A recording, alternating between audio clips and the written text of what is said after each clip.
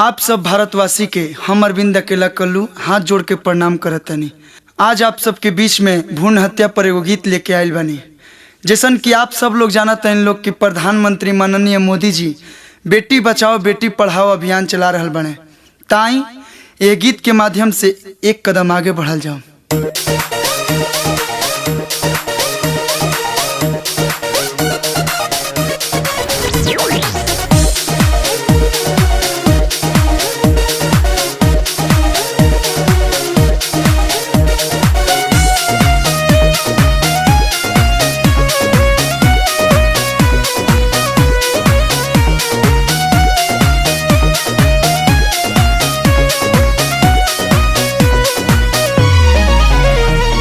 भैला प बेटा बाजे सो रहो बजनवा,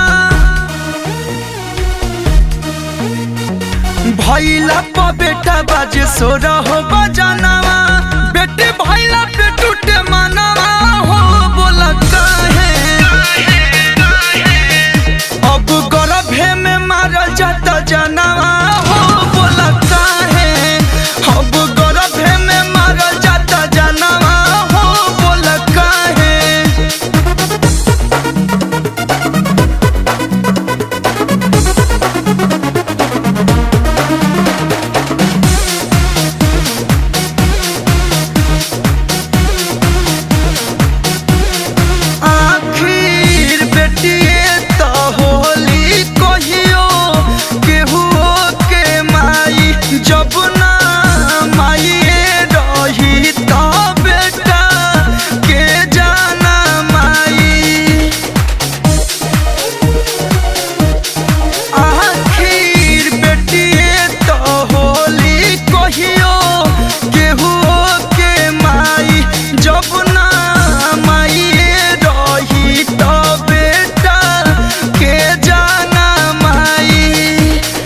जेकरा से भइल बाटे सगरो जहानवा ओकर लिया तू बपरानवा हो बोला काहे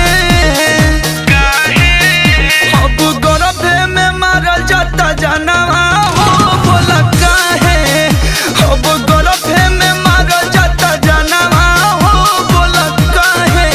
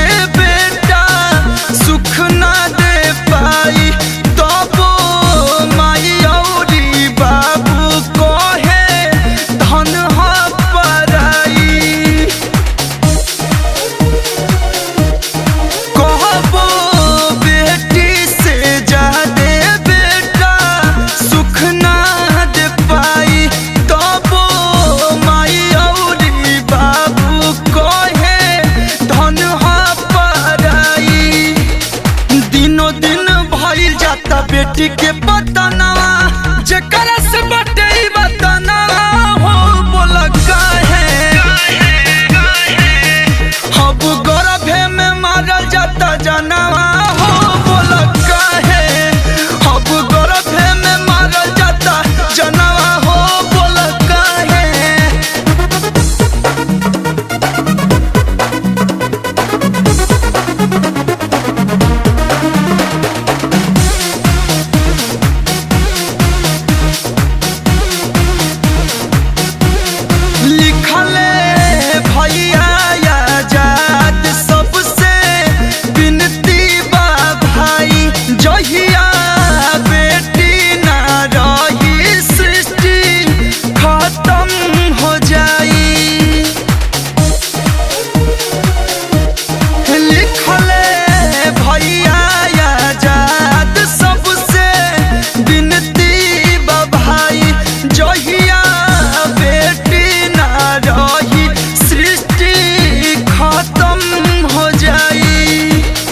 कहले कलुआ दिन रक्षा बंधना